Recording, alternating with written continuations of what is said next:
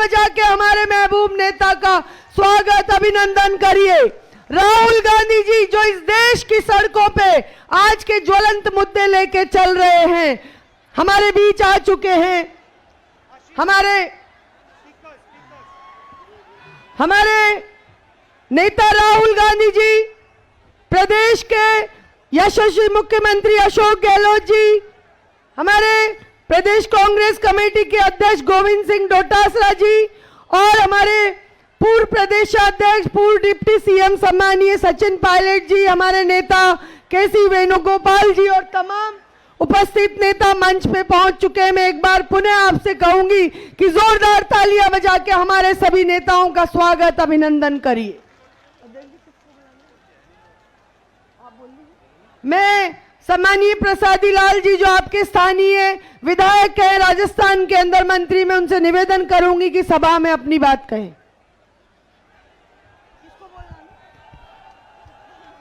आज हमारे लोकप्रिय नेता सम्मानीय राहुल गांधी जी, माननीय मुख्यमंत्री महोदय, सभी हमारे मंत्रिमंडल के सदस्य, हमारे संगठन के महासचिव वेणुगोपाल जी, सभी उपस्थित नौजवान दोस्तों, भाइयों और बहनों, आज हमारा सौभाग्य है, गांधी नेहरू परिवार का नाम सुनते थे उनका सपूत आज हमारी धरती पर हमको दर्शन देने आया। यही सबसे बड़ी हमारी बात है।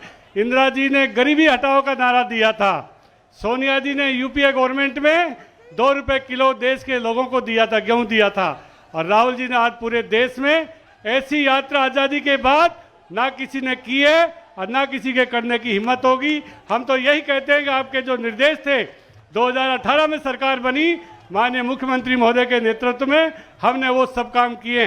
बीजेपी के लोग कहते हैं कर्जा माफ नहीं किया, मैं कहता हूं एक भी कोऑपरेटिव बैंक का कर्जा माफ हो, अगर एक भी किसान रह गया हो उसकी जिम्मेदारी हम देते हैं। 22 लाख किसानों का कर्जा माफ किया है।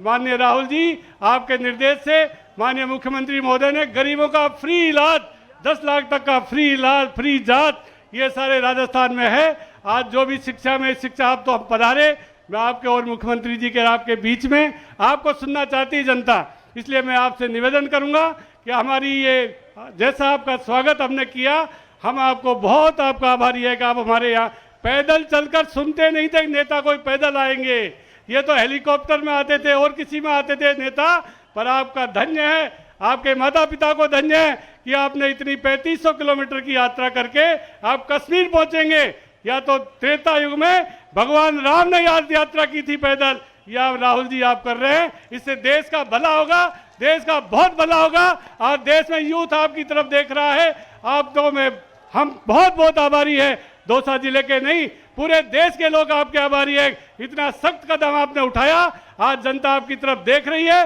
और 2024 राहुल जी आपका आएगा। हमारे 13 जिलों की तो एक मांग है, मुख्यमंत्री जी उस पर काम कर रहे हैं। ERCP योजना को आपकी सरकार आए, आप उसको राष्ट्रीय परियोजना घोषित कर देना, यही आपसे हमारी प्रार्थना है, यही आपसे निवेदन है। बहुत बहुत धन्यवाद। राम राम साहब। अब मैं आग्रह करना चाहूंगी राजस्थान प्रदेश कांग्रेस कमेटी के अध्यक्ष सम्मानीय गोविंद सिंह डोटासरा जी से आए और अपनी बात कहें। जोड़ो जोड़ो, जोड़ो जोड़ो, जोड़ो जोड़ो। हमारे नेता परम आदरणीय राहुल गांधी जी, आदरणीय मुख्यमंत्री जी, आदरणीय केसी वेणुगोपाल जी, सम्मानीय सचिन पायलट जी, प्रसादी लाल मीणा जी, तमाम सम्मानित मंच, मैं केवल 2 मिनट में अपनी बात कहूंगा और फिर हम चाहेंगे कि राहुल गांधी जी को आप सब लोग सुनेंगे। आज जो देश के हालात हैं, 8 साल से बेरोजगारी पे कोई बात नहीं कर रहा है, हमारी बात सुनी नहीं जा रही है, महंगाई के ऊपर केंद्र की सरकार कोई बात कर नहीं रही है, संवैधानिक संस्थाओं को समाप्त किया जा रहा है, और जो आजादी महात्मा गांधी जी के नेतृत्व में हमारे महापुरुषों ने दिलाई थी, वो आजादी वापस आज खतरे में पड़ने लग गई है। ऐसे में जिनकी त्याग तपस्या का इतिहास हो, वो राहुल गांधी, जिनकी दादी जी ने देश की एकता और अखंडता के लिए अपने प्राण न्यौछावर कर दिए, जिनके पिता देश की एकता के लिए शहीद हो गए। मैं कहना चाहता हूं, या तो आजादी के लिए महात्मा गांधी आया था जिसने देश को आजाद कराया था, या आज हमारा नेता राहुल गांधी आया है जो इन फासिस्टवादी ताकतों को उखाड़ फेंकेगा, प्यार बांटेगा, सब भाई भाई एक साथ रहे, इस देश में प्यार का माहौल रहे, हर व्यक्ति की समस्याओं को सुने और उसके समाधान के लिए काम करें। इस प्रकार की इस मोदी सरकार को इस प्रकार की एक ललकार देते हुए एक ऐसा हमारा नेता आया है जो 3500 किलोमीटर से ज्यादा पैदल यात्रा करके बच्चे, बूढ़े, नौजवान, महिलाएं, बुजुर्ग सब बड़े आशीर्वाद दे रहे हैं, बच्चे इनसे आशीर्वाद ले रहे हैं। मैं तो इतना कहना चाहता हूं, प्रदेश कांग्रेस कमेटी ने राहुल गांधी जी आपके संकल्प को पूरा करने का बीड़ा उठाया है। आने वाले समय में हम सब एक मुट्ठी भर के, हम सब इस ताकत के साथ में आपके सपनों को पूरा करेंगे, इस देश में मोदी सरकार को उखाड़ फेंकेंगे। आप सबका बहुत बहुत धन्यवाद। जय हिंद, जय भारत।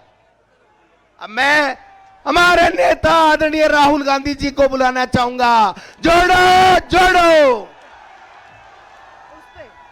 आदरणीय राहुल गांधी जी।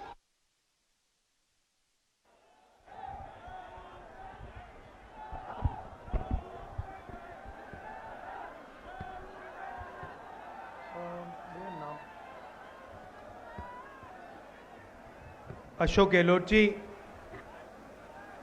दोतासरा जी, सचिन पायलट जी, स्टेज पे कांग्रेस पार्टी के वरिष्ठ नेता, भाइयों और बहनों,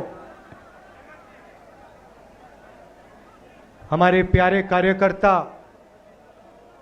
प्रेस के हमारे मित्रों, आप सबका यहां बहुत बहुत स्वागत, नमस्कार। कैसे हैं आप लोग? राम राम साहब।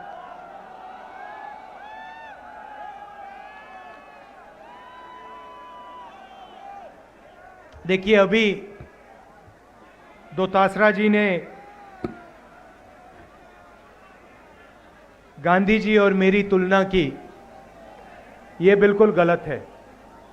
गांधी जी की जगह कहीं है और मेरी जगह कहीं और है, और तुलना करनी नहीं चाहिए, क्योंकि वो महान व्यक्ति थे।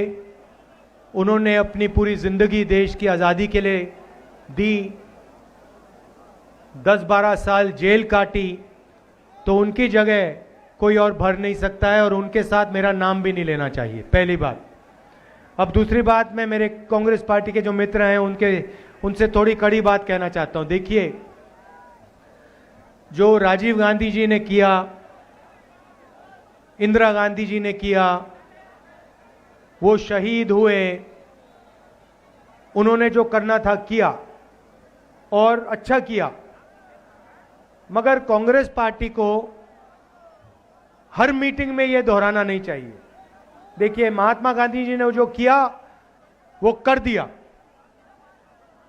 जो इंदिरा गांधी जी ने, जवाहरलाल नेहरू जी ने, राजीव गांधी जी ने, सरदार पटेल जी ने जो किया कर दिया, वो अच्छा है।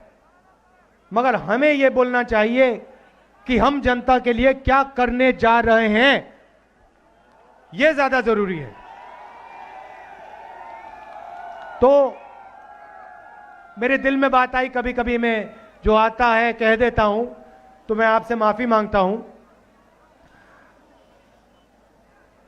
2-3 चीजें मैं आपसे कहना चाहता हूं।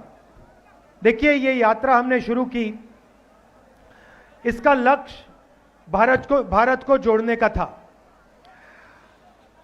कन्याकुमारी से कश्मीर ये यात्रा चलेगी, और ये 2-3 मुद्दों को उठाने के लिए हम चल रहे हैं। एक आंकड़ा मैं आपको देना चाहता हूं, एक आंकड़ा मैं आपको देना चाहता हूं जिससे आपको सब बात समझ आ जाएगी। देखिए,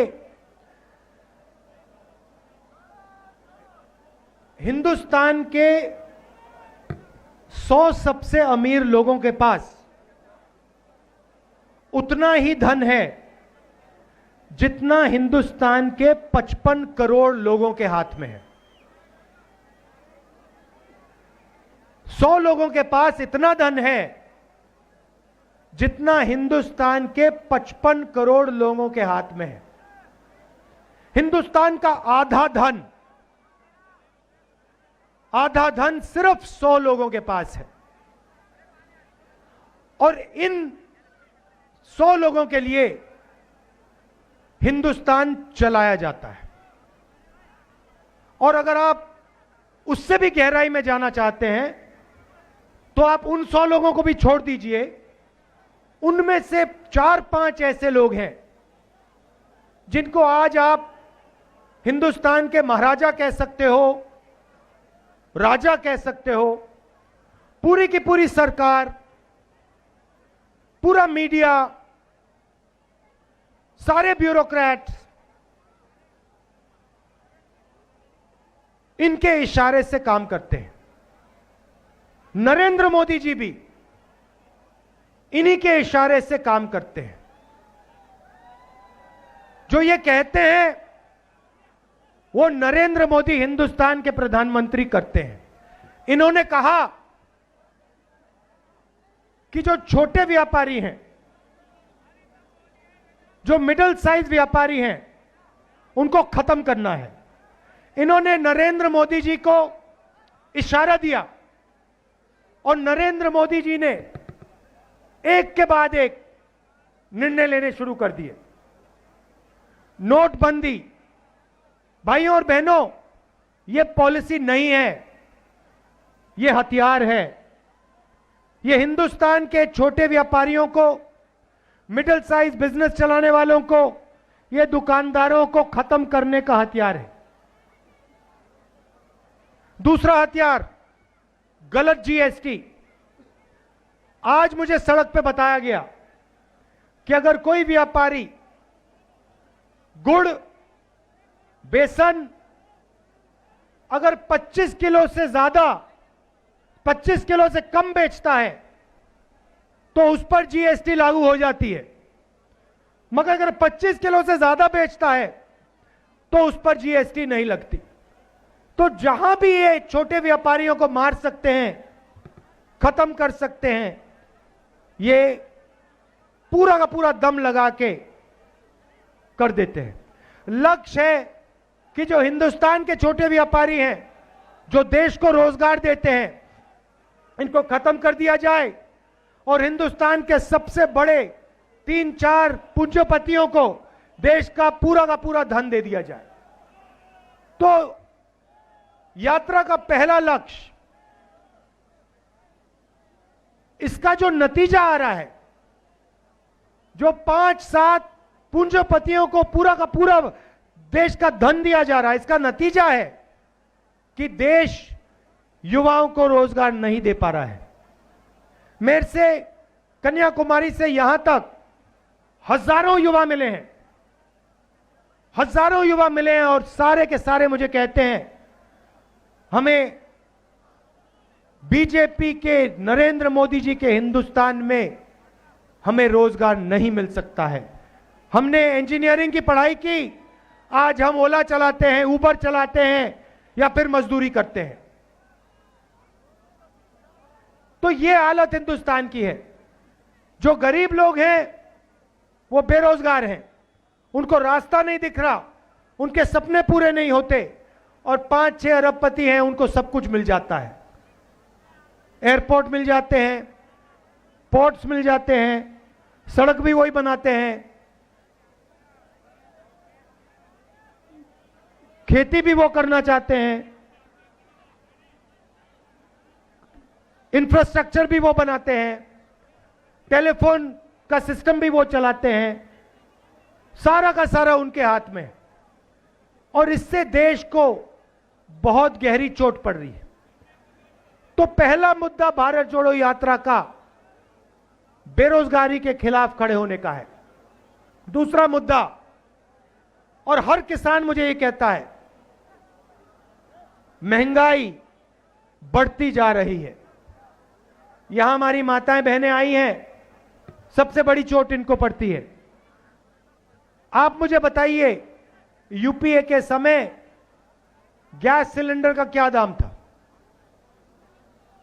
क्या दाम था? 400 रुपए। आज क्या दाम है? 1100। पेट्रोल का क्या दाम था? आज क्या दाम है?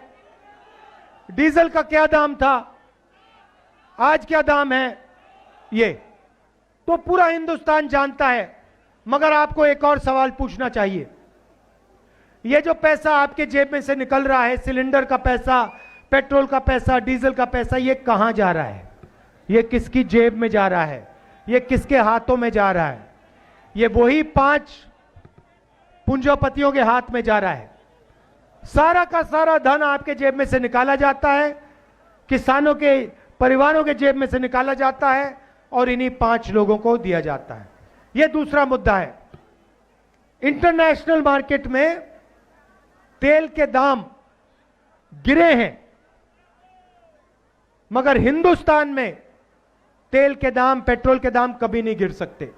इस देश में पेट्रोल और डीजल के दाम बढ़ते जाएंगे। इंटरनेशनल मार्केट में जहां से हम खरीदते हैं वहां पे दाम घटते जा रहे हैं और हिंदुस्तान में दाम बढ़ते जा रहे हैं। फायदा किसको? उन्हीं 2-3 उद्योगपतियों को, अरबपतियों को।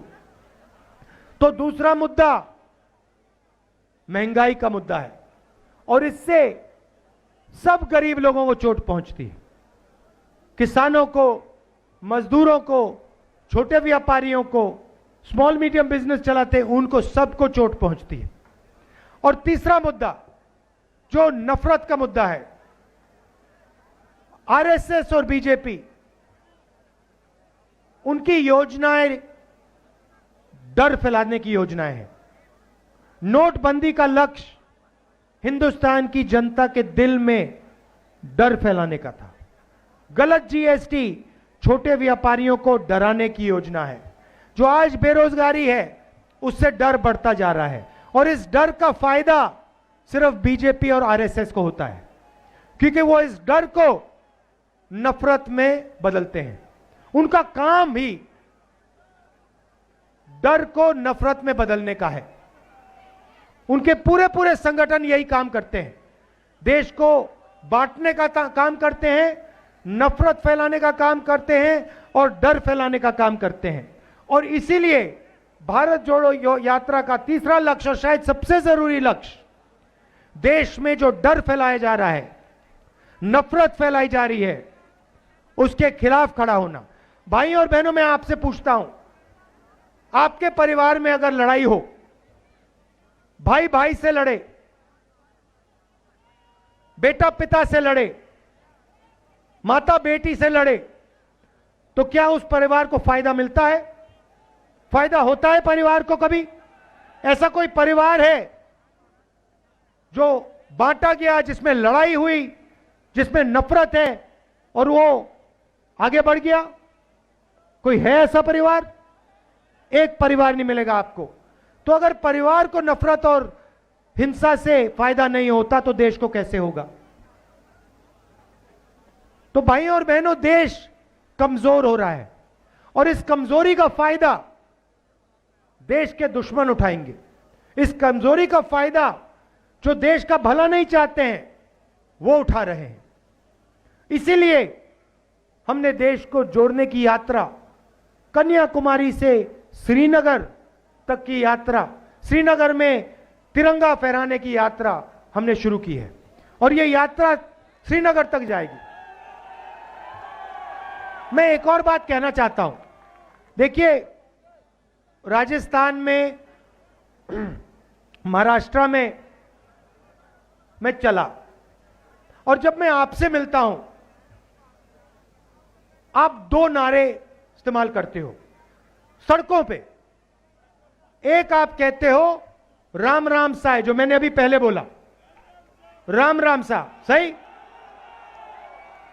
और दूसरा आप कहते हो जय सिया राम, सही?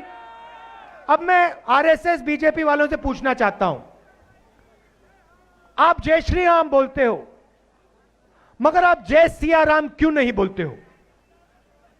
आपने सीता मां को इस नारे से क्यों निकाला? आप में सीता मां का अपमान क्यों करते हो? आप हिंदुस्तान की नारी का अपमान क्यों करते हो? और मैं उनसे कहता हूं, हे राम नारा का प्रयोग कीजिए, जय सिया राम बोलिए, क्योंकि यही हिंदुस्तान का, राजस्थान का इतिहास है और इस नारे से इस देश को शक्ति मिलती है। सही बात है ना? सही बात है ना? तो इन्होंने देखिए क्या चालाकी की, देखिए क्या चालाकी की। इनके संगठन में आपको एक महिला नहीं मिलेगी, आरएसएस में एक महिला नहीं मिलेगी आपको। ये महिलाओं को दबाते हैं, महिलाओं को दबाते हैं ये लोग, अपने संगठन में एक महिला को नहीं आने देते। इनके जो प्रचारक होते हैं, एक महिला नहीं मिलेगी आपको।